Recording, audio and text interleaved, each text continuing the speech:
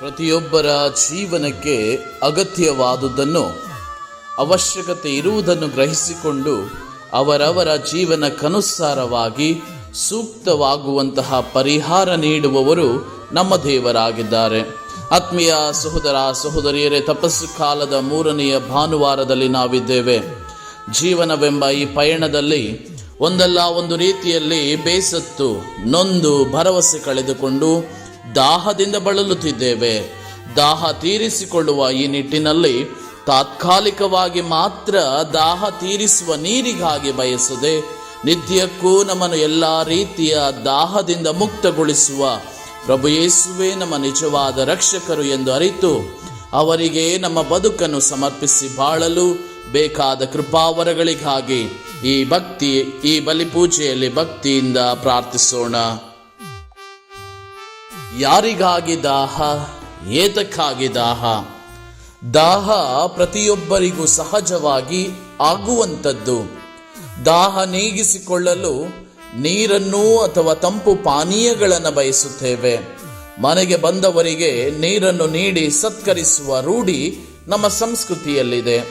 ಉತ್ತಮ ಆರೋಗ್ಯದಿಂದಿರಲು ಹಾಗೂ ಉತ್ತಮ ಆರೋಗ್ಯ ಕಾಪಾಡಿಕೊಳ್ಳಲು ಒಳ್ಳೆಯ ಶುದ್ಧವಾದ ನೀರನ್ನು ಕುಡಿಯಲು ಬಯಸುತ್ತೇವೆ. ಸಾಂಕ್ರಾಮಿಕ ರೋಗಗಳಿಂದ ದೂರವಿರಲು ಕಾಯಿಸಿದ ಬಿಸಿ ನೀರನ್ನು ಕುಡಿಯುತ್ತೇವೆ. ಪ್ರಪಂಚದಲ್ಲಿ ಅತ್ಯುತ್ತಮ ನೀರು ಎಂದೇ ಪ್ರಸಿದ್ಧಿಯಾಗಿರುವುದು ಫಿಜಿ ನ್ಯಾಷನಲ್ ಆರ್ಟಿಷಿಯನ್ ನೀರು. ಈ ನೀರನ್ನು ಅತ್ಯಂತ ಬೆಲೆಯುಳ್ಳ, ಅತ್ಯುನ್ನತ, ಪರಿಶುದ್ಧ ಹಾಗೂ ಅಮೂಲ್ಯವಾದುದು ಎಂಬುದಾಗಿ ಪರಿಗಣಿಸಲಾಗಿದೆ. ಕ್ರಿಕೆಟಿಗ ವಿರಾಟ್ ಕೊಹ್ಲಿ ಕುಡಿಯುವ ನೀರು ಏವಿಯನ್ ನ್ಯಾಚುರಲ್ ಸ್ಪ್ರಿಂಗ್ ನೀರು. ಇದು ಫ್ರಾನ್ಸ್ ದೇಶದ್ದಾಗಿದ್ದು 1 ಲೀಟರ್ ನೀರಿಗೆ ಸುಮಾರು 4,000 ರೂಪಾಯಿಗಳು. ನಮ್ಮ ಭಾರತ ದೇಶದ ಬ್ರ್ಯಾಂಡ್ಗಳಾದ ಬಿಸ್ಲರಿ, ಹಿಮಾಲಯ, ಕಿನ್ಲೆ ಇವುಗಳು ಯಥೇಚ್ಛವಾಗಿ ಬಳಕೆಯಲ್ಲಿರುವುದನ್ನು ನಾವು ಕಾಣುತ್ತೇವೆ.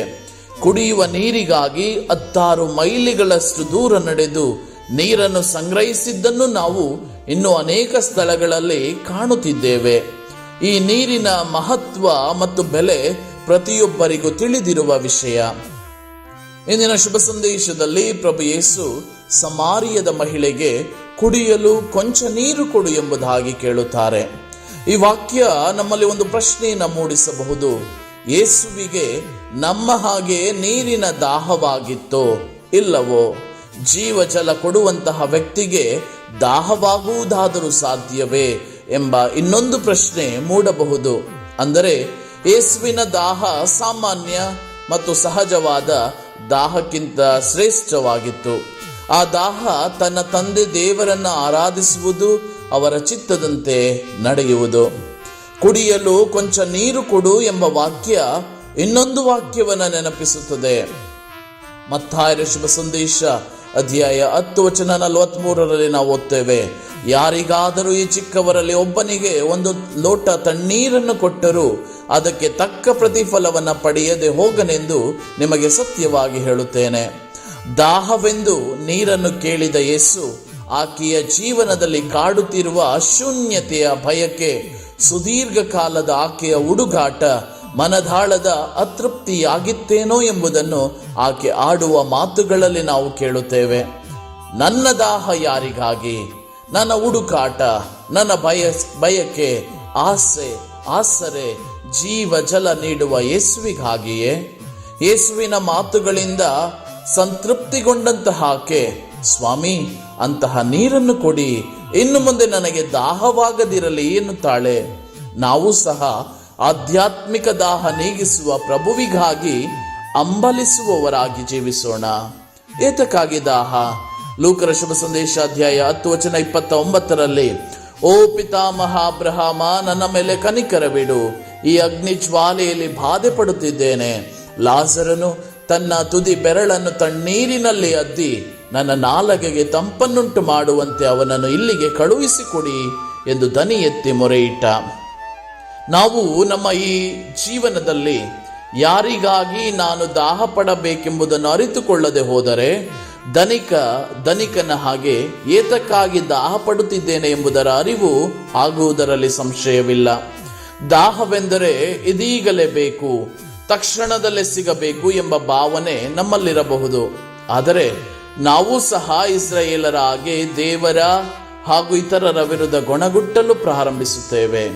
ಭರವಸೆ, ವಿಶ್ವಾಸವನ್ನು ಹಾಗೂ ದೇವರ ಸಮಯಕ್ಕಾಗಿ ಕಾಯುವಂತಹ ಸಾಮರ್ಥ್ಯವನ್ನು ಕಳೆದುಕೊಳ್ಳುತ್ತೇವೆ. ನಮ್ಮ ಅಂತರಂಗದಲ್ಲಿನ ದಾಹ ನೀಗಿಸುವ ಪ್ರಭು ಯೇಸುವಿಗಾಗಿ ತವಕ ಪಡುವವರಾಗೋಣ. ಯೋಹಾನರ ಶುಭ ಸಂದೇಶ ಅಧ್ಯಾಯ 19 ವಚನ 28ರಲ್ಲಿ ಯೇಸು ನುಡಿಯುವ ವಾಕ್ಯ, ನನಗೆ ದಾಹವಾಗಿದೆ ಎಂದು ಹೇಳಿ ಆ ಹುಳಿ ರಸವನ್ನು ಸೇವಿಸುತ್ತಲೇ ಎಲ್ಲ ನೆರವೇರಿತು ಎಂದು ತಲೆಬಾಗಿ ತಮ್ಮ ಆತ್ಮವನ್ನು ಒಪ್ಪಿಸುತ್ತಾರೆ. ಇಂದಿನ ಶುಭ ಸಂದೇಶದಲ್ಲಿ ಯೇಸು ಮಹಿಳೆಗೆ ನುಡಿಯುವಂತಹ ಮಾತು, ಕಾಲವು ಬರುವುದು, ಅದು ಈಗಾಗಲೇ ಬಂದಿದೆ. ನಿಜವಾದ ಆರಾಧಕರು ಪಿತನನ್ನು ಆತ್ಮದಿಂದಲೂ ಸತ್ಯದಿಂದಲೂ ಆರಾಧಿಸುವರು. ನಮ್ಮೆಲ್ಲರ ದಾಹ ನಮ್ಮನ್ನು ನಿಜವಾದ ಆರಾಧಕರನ್ನಾಗಿ ಮಾಡಬೇಕು. ಯೇಸುವಿನ ಹಾಗೆ ಪಿತ ದೇವರ ಸಾನ್ನಿಧ್ಯ ಸೇರುವ ದಾಹ ಹಾಗೂ ನಾವೆಲ್ಲರೂ ಆತ್ಮದಿಂದಲೂ ಸತ್ಯದಿಂದಲೂ ಪಿತನನ್ನು ಆರಾಧಿಸುವವರಾಗಿ ಯೇಸುವಿನ ಮಾತಿನಂತೆ ಜೀವಿಸಲು ಬೇಕಾದಂತಹ ವರಪ್ರಸಾದಗಳಿಗಾಗಿ ಪ್ರಾರ್ಥಿಸೋಣ.